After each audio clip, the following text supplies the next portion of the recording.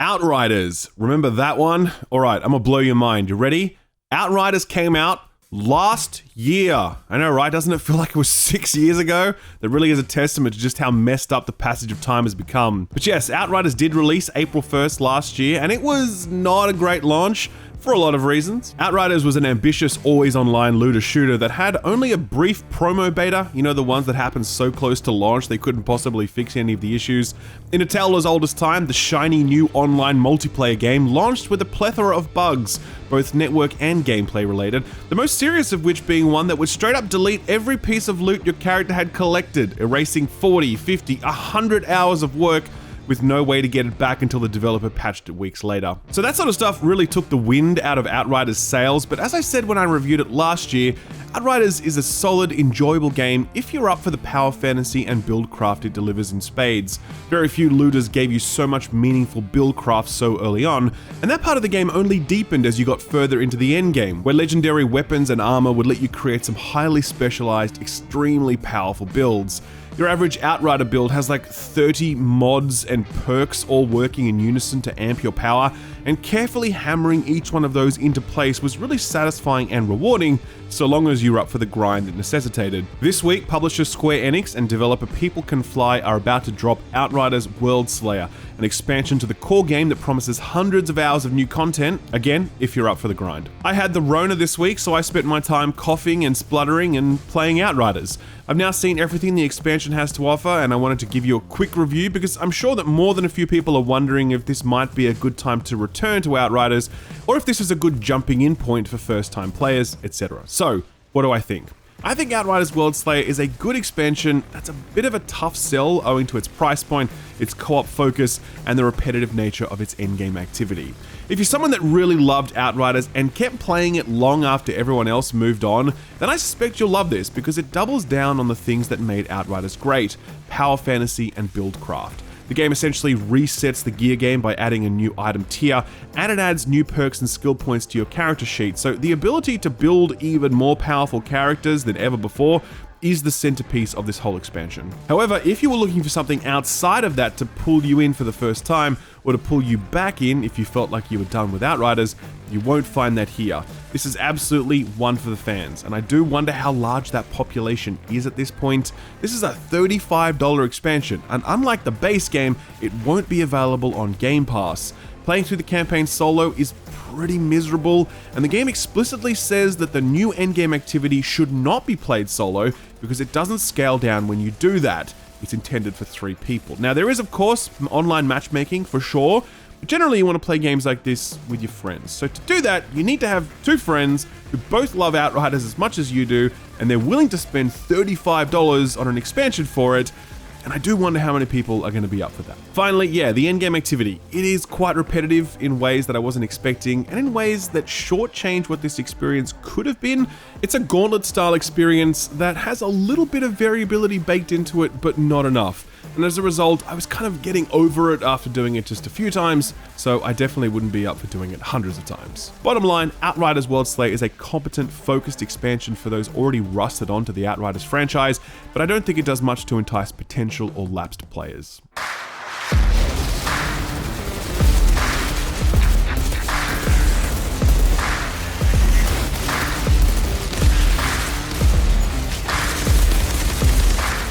I want to briefly touch on technical stuff since that was certainly the Achilles heel of the original. Since then, I'd heard that Outriders had cleaned up its act, that it ran better, and that it was free of bugs. That was broadly my experience when playing this week. I played it on an RTX 3070 Ti laptop, and with DLSS set to balanced, I was generally able to hit around 80 frames at max settings. That felt relatively stable as well, definitely an improvement over the launch state of the game.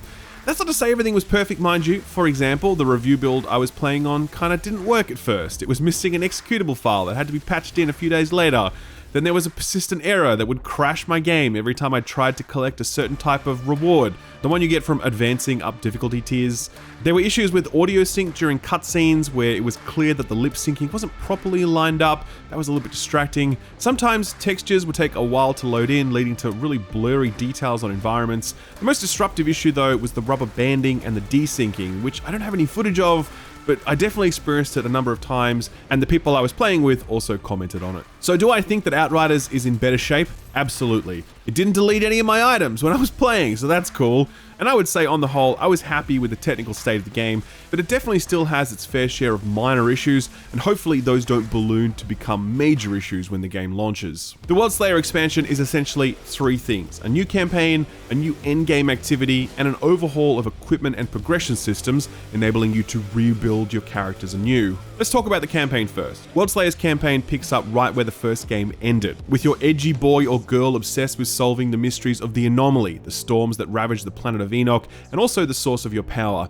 You're told that there's a scientist who's made a breakthrough discovery about what the anomalies might be, and so you set off to find them, but oh no, there's a new baddie, and she really doesn't want you to find the scientist. Oh, and she's also a lot. Two paths diverge here for you. One leads to a new beginning, and the other to pain and horror. Outriders' story, presentation, voice acting, etc. met a mixed reception at launch. It's not for everyone. It's very grim dark, a lot of Zack Snyder energy up in here. I always found it a little over the top, a little cringe, but some people really enjoyed it, and if you're one of those people, then you're gonna love Worldslayer, because this expansion's brief storyline feels even more hammed up than the base game. There's a little mystery here to unpack, but try as I might, I just couldn't get invested in it.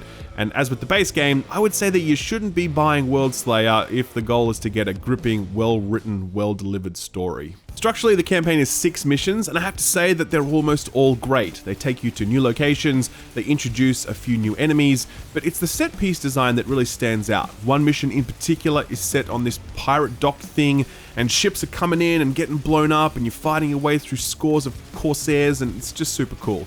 The campaign is short-ish in that you can get through it in around 2 to 3 hours, but it's a dense campaign with some memorable moments, and I think People Can Fly put it all on the line here. There's nothing remotely half-assed about these missions, and I think they're a real standout addition to the whole Outriders package. So the core mission design is good, but I did most of the campaign solo, and I would say that it's pretty miserable playing through this campaign solo because Outriders is inherently very hostile to solo play. Whether you're playing solo or in a group, most looters give you the option to either play from the back behind cover, or the option to go full frontal assault. They set up the battlefield with enemies that essentially hold their position so you can determine how you want to engage them.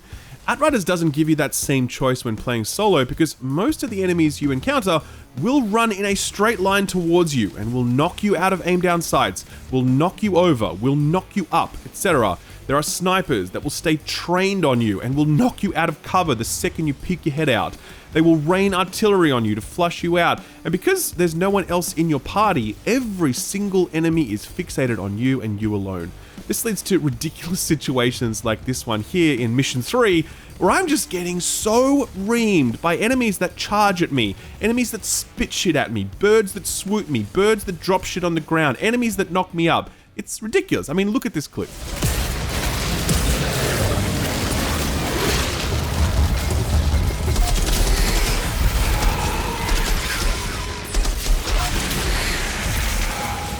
There's no cover in this environment, there's no other strategy to employ, it's just this, and it's not good, and it's the sort of thing you will regularly encounter if you play solo. The final 2 missions, I did them with friends, and unsurprisingly, things felt significantly better, because yeah, more than any other shooter I've played, Outriders is designed to be played co-op. So if this expansion interests you, then be ready to either matchmake or bring some friends with you because playing solo is not good. I know some people pick up expansions for the campaigns alone, and if you're one of those people, you may be wondering, is this worth the $35 asking price? Obviously, the value of $1 is relative, but if I'm pressed, I would probably say no. Like I said, we're talking 2 to 3 hours here, it's not a great storyline, and while the mission design is strong, I don't think it's showing you anything you haven't already seen or experienced in the base game. The price tag is justified more by the changes to the gear game and the new endgame activity than it is the campaign, and even then, that equation is far from cut and dry.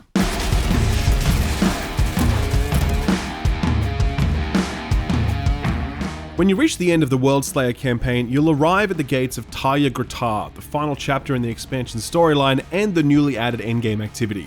It's best understood by taking a look at the map. where you see a main route towards a final boss, as well as a number of optional chambers, each of which focus the loot drops on a specific armor slot. So if you're chasing a pair of boots to complement your build, you can continuously run a specific chamber over and over again to essentially target farm, which is a welcome addition to the game. But yeah, the rest of the chambers all award random loot, and they get harder as you go on, with enemies becoming up to 3 levels higher than your current level when you reach the final few encounters. The map you see here is static. It's not in any way randomized or procedurally generated, and each of the nodes on the map all represent a specific room that does not change, but the enemies that spawn into those spaces can change. When I first saw this map, I really did think this was going to be a lot more procedural than it actually is, like a true roguelike experience where the main route would be randomized, where different tile sets would be rotated in and out, where different bosses would appear, where different modifiers might spice things up. In retrospect, that was obviously just wishful thinking, because none of those things are a feature of this endgame activity, and it really feels like they should be. Armchair game design is always very perilous, but I think anyone who plays through this once or twice is immediately going to start imagining how much better it could have been if it had employed any of the things I just listed. Structured the way that it is, Tie Your Guitar feels like a really long final mission that you run repeatedly, rather than an endgame activity which broadens the appeal of the game. Now, to be clear, it's a good mission. Each of the chambers are built from the ground up, so they aren't recycled levels from elsewhere in the game. They have some unique enemies in there that you won't find in other parts of the game. There are 3 boss encounters, though disappointingly, 2 of the bosses are essentially the same, which feels a little too thrifty given that this is a newly added endgame activity, so I feel like recycling bosses in that is a little bit much. But yeah, it's an enjoyable run that just starts to feel very repetitive quickly because it doesn't go far enough to randomize the different elements of each run. The way the story is handled during this event further compounds that feeling of repetition. This is essentially the last story mission for the expansion, and every time you do a new run, your character spouts the same expository dialogue, like they're seeing everything for the first time, and all the cutscenes roll every single time, and when you defeat the final boss, the end credits roll every single time. Like I said, it feels like a single final mission that you are forced to run repeatedly, rather than a true endgame activity. The review guide that I was sent for this game makes clear that Tie Your Guitar is not meant to be attempted solo. You can do it, but it doesn't scale down the number of foes or their health the same way it does in the rest of the game. So while you can do this solo, you're essentially running content tuned for a 3-man team, but you're doing it on your own. I'm not sure why they did this, when the rest of the game is built to dynamically scale based on party size. It also further exacerbates the solo player issues I mentioned in the previous section, where the game is often hostile to solo players. I know that a lot of people enjoy playing games like this solo, so this decision to push these players away feels ill-advised. Furthermore, I think a lot of people are going to have to play solo, because it's going to be hard to convince 2 of your mates to spend $35 on an Outriders expansion. Yeah, you can do matchmaking, of course, but it's nice to be able to play this sort of content on your own terms, so I don't know why they did this. The 3-man scaling of Tie Your Guitar seems like a bit of an own goal for People Can Fly. Overall, I think this activity is a little bit of a disappointment. Its main contribution to the entire Outriders experience is the ability to target farm specific armor slots. That's nice, but I don't think it's anywhere near the meaningful expansion to the endgame that I'm sure many people, myself included, had hoped or assumed it would be.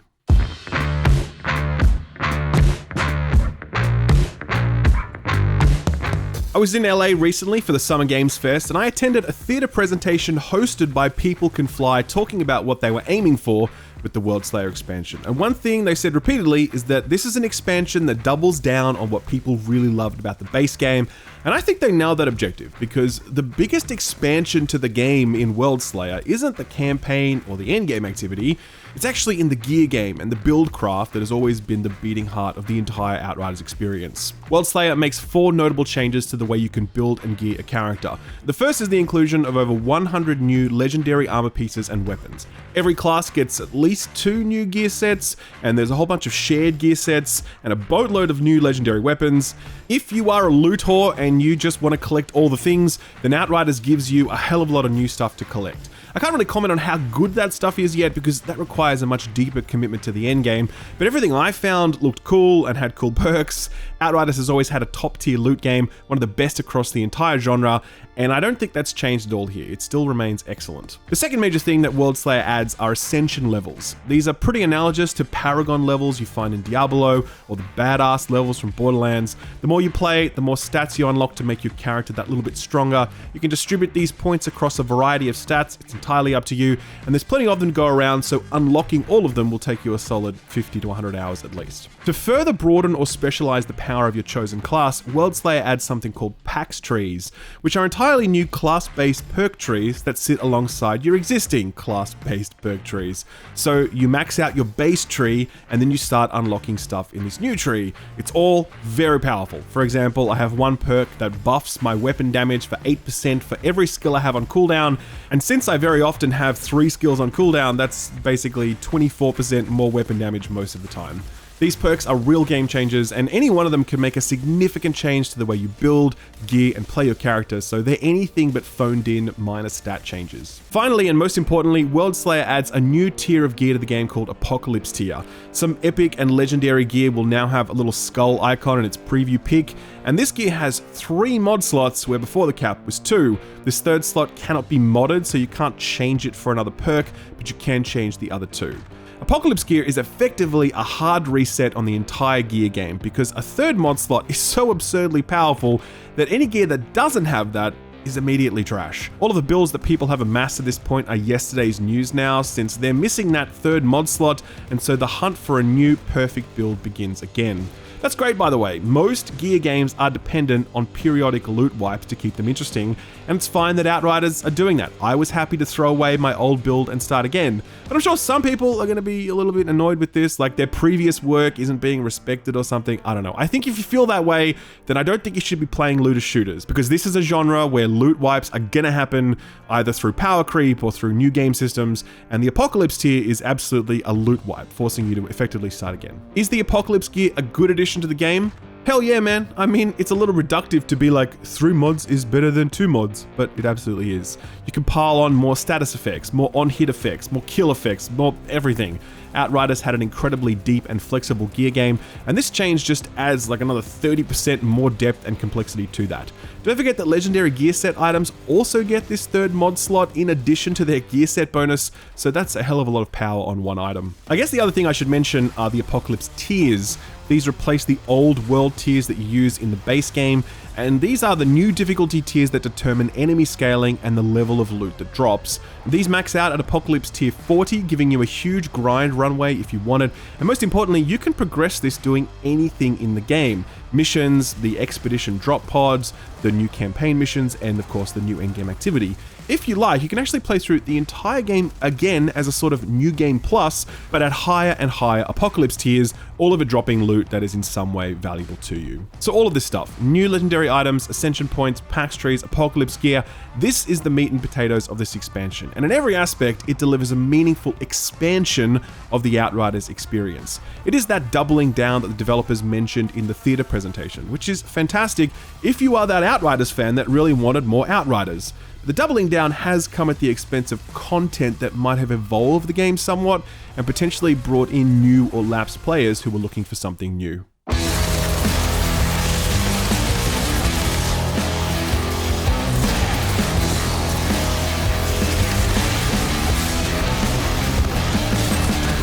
You might not know it, but Outriders was not a success, at least not commercially. Recent financial reports from People Can Fly have made clear that the game has not yet covered its development and marketing costs. That always bummed me out, since this is a looter shooter that isn't doing any microtransactions. They're just putting out an honest-ass video game and charging for it once, and I respect that a lot. Perhaps that's why the price tag for Worldslayer is on the higher end of the spectrum. $35 is a lot depending on the context. For example, it's more than most standalone indie games, but it is less than, say, a Destiny expansion. But I would say that Destiny offers a broader set of experiences than Worldslayer does here. $35 isn't enough to buy you a single skin in Diablo Immortal. Hell, it's barely enough to pay for a single Elder Rift run if you want to have all the loot buffing crests active. $35 is $15 less than the price of Tiny Tina's Wonderlands, which was just released on Steam after being exclusive to Epic for a while. That's a whole new game with like a 15-hour campaign and endgame stuff, yada yada. Point is, value is relative, and while I would be happy to pay $35 for this expansion because I really support what People Can Fly are aiming for here, I do think that many people will come to the conclusion that $35 is too steep an asking price. That's certainly what my friends thought. They're actually big fans of Outriders, and I played Worldslayer with them, and they were like, this is cool, I liked it, probably not worth $35. It does hurt that this expansion is not available through Game Pass, as the base game was at launch. That service is feeling increasingly crucial to the success of any co-op-focused game, and it's a real bummer that Square Enix chose to not go down that path for Worldslayer, but my guess is they probably will eventually. More than that though, I do think Outriders as a franchise has more potential than this expansion showcases. The gear game in Outriders was already very good. It's nice that Worldslayer expands upon it, but I don't think it needed that. If you could have taken that awesome loot and buildcraft experience and delivered new gameplay experiences that remix the formula, we'd be having a very different conversation about the value of this expansion. Stuff like an improved experience for solo players, a roguelike game mode, maybe raids, maybe a seasonal model like Diablo 3 uses with ladder resets and gear getting added more regularly. I don't know, just stuff that we haven't seen before. If that stuff were here, I'd be saying, hey man, you should totally go and pick up Outriders now. It was already good, but now there's heaps of new shit that makes it better, XYZ, this is the time to jump in.